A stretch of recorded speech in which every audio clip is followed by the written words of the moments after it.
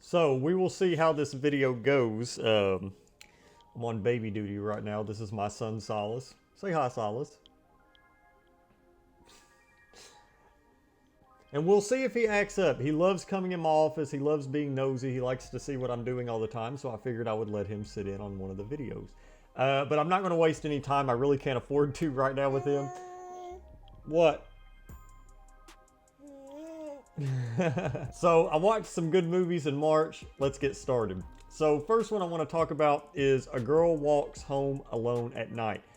This is a very stylistic film. Reminded me a lot of David Lynch, oddly enough. And I would highly recommend checking this out. I say highly recommend a lot, but I would recommend checking this out. It's different. It's your different type of vampire film. It's a slow burn. But I liked it. I liked it a lot. Todd Field's In the Bedroom. I'm not going to talk about this one just because I did a video on Todd Field, but definitely check out In the Bedroom. Fidelity. Again, I'm not going to talk about any of the Zulawski films because I do plan on doing a ranking for those films. Hopefully around the end of May, I'm hoping. I'm really excited to do that video. But yeah, I actually got a proper transfer of this film, unlike another film I'm about to talk about, which is My Nights Are More Beautiful Than Your Days. This is I think this is a South Korean transfer. The subtitles are off. I went through the same thing with my Possession copy. Thankfully, I upgraded from that. But yeah, the aspect ratio was off in this. The quality was bad. I really hope a label picks this up because I actually enjoyed this a lot. Not going to talk about it though because I'm going to save it for the Zulawski ranking, but still. What? You want to hold one too? Okay, here. Tell them about this one. The Innkeepers. Yeah, do you like that one? You're a liar. You haven't even seen it. This is Ty West. It was okay. You know, a little bit of a slow burn for me. I enjoy Ty West. Kind of a hit or miss sometimes with his films, just for me personally, but I do enjoy Ty West a lot. And then The Old Way, the last DVD we're talking about. This is with Nicolas Cage. I really didn't care much for this. See, that's the thing. Like, I usually try to collect Blu-rays and 4Ks, but if there's a film and the Blu-ray is like 25 bucks and the DVD is like 12 bucks or $14 and I'm not sure how the film is going to be and I don't want to get it digitally, I usually opt for the DVD. Although I feel like DVD transfers are bad now. Like, I have a lot of DVDs that look really good, and it seems like a lot of modern day DVDs just don't look that great. Kind of the same for this film. But I enjoy some of the stuff that Nicolas Cage has been in. I love Nicolas Cage. It's just, there's some movies in there I'm not the biggest fan of. Next up, Troll Hunter. I had never seen this before. I enjoyed Troll Hunter a lot. I love found footage. It's one of my favorite genres. I can't really explain it. I'm going to make a video about found footage because, like I said, I love found footage so much. But this one is a great watch. If you're a fan of found footage, definitely check it out. Mad Love from Zulawski. I'm not going to talk about this one because I want to save it. And that goes also for Boris Godunov. Same, that's Andrei Zulawski. I will say, though, this one was kind of weird because it's sort of structured like an opera. And there's not really any conventional dialogue. It's just kind of like an opera. So, what? Did you like this movie?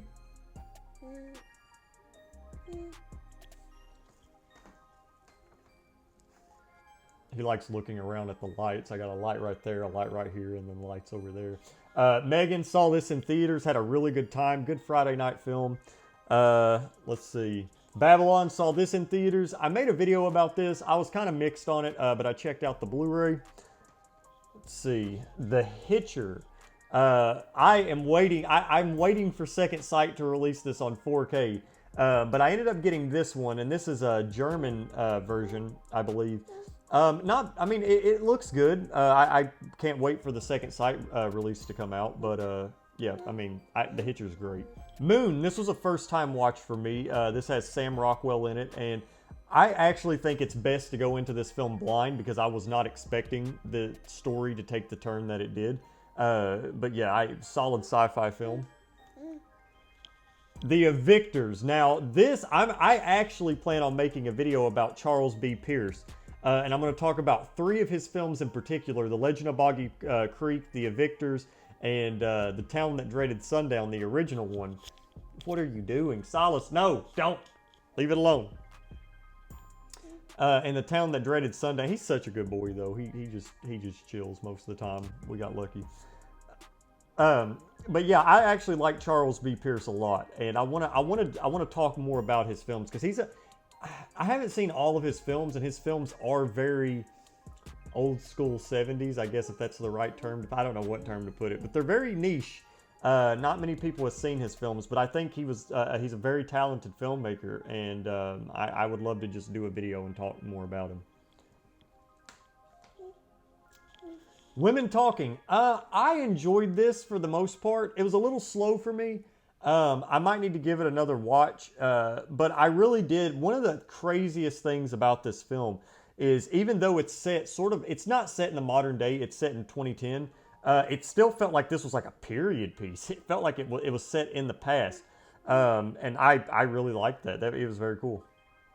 Also really like the aspect ratio for it. I'm a sucker for aspect ratios. Like, you can ask anybody. I don't know why. It's like, I don't fucking know.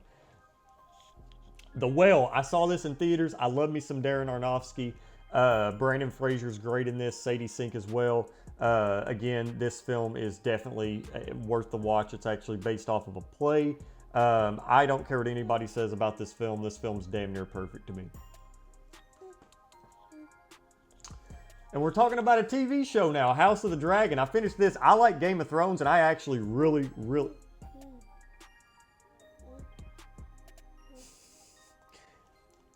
are you doing, Angel? What are you doing, Angel? But yeah, I actually...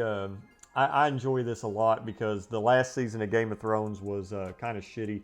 And yeah, I actually like the first half of season 8.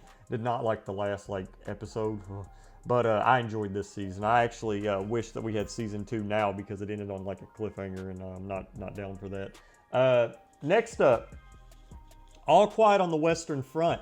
I actually watched this when it came out on Netflix, but I'm glad that this got a 4K release because this film was great, fantastic. I did a poor man's video essay for All Quiet on the Western Front, so I'm glad that I have this now. And now Silas does too. Hold it up. Hold it up for them to see it. Okay, I'm taking it back. Like stealing candy from a baby. The Last Broadcast, one of the best found one of the best found footage films I've ever seen. This film is amazing. I did not like the ending though. I did not like the ending. Somebody getting seepy. Somebody getting seepy. Somebody getting seepy. But yeah, I did not like the ending of this film at all. But the rest of it was amazing. This is one of the most mysterious found footage films I've ever seen, and it's so worth the watch. Silas, don't touch that. Stop it. Silas, quit. Let go of it. But yeah, this film is amazing. Did not like the ending, but golly, I love this film a lot. Inland Empire. I actually talked about this in my David Lynch ranking, so check that out. The Guest. This is Second Sight. I've been loving Second Sight's releases. Got to watch this in 4K. I actually enjoyed it a lot. I forget what this girl's name is. She was also in It Follows. And this is directed by Adam Wingard. I love Second Sight. I love Second Sight. I love everything that they do. Give me more Second Sight. But yeah, this is really good. This was like $60, but you could definitely get this cheaper if you want to watch the movie. But I was a little extra and got the Second Sight. No doppers for this boy. What? Was that funny? After Sun. This was another one I loved. I thought this one was great. This is from Mubi. I love Mubi's releases too. They're so clean. Like they're clean. I like it. They look good. I know A24 is also releasing this as well. But yeah, this is one of those films where it's not necessarily too over complex, but there are some underlying things going on behind the scenes of this film. And yeah, it's seriously a very, very metaphorical film at times, I think. But I really enjoyed this a lot. That's the themes of these, Silas. We always say we highly recommend or we enjoy it a lot. I'll save these 3 for the end. Yeah, you know what? Nah, I'm just going to show you guys now because I can't really talk about them until I do my Zulawski ranked. That Most Important Thing, love. This is Mondo Vision, the DVD. I'm telling you, I've been getting some pretty good releases here lately. This is really good. It's also got what's that dude's name? Klaus Kaczynski.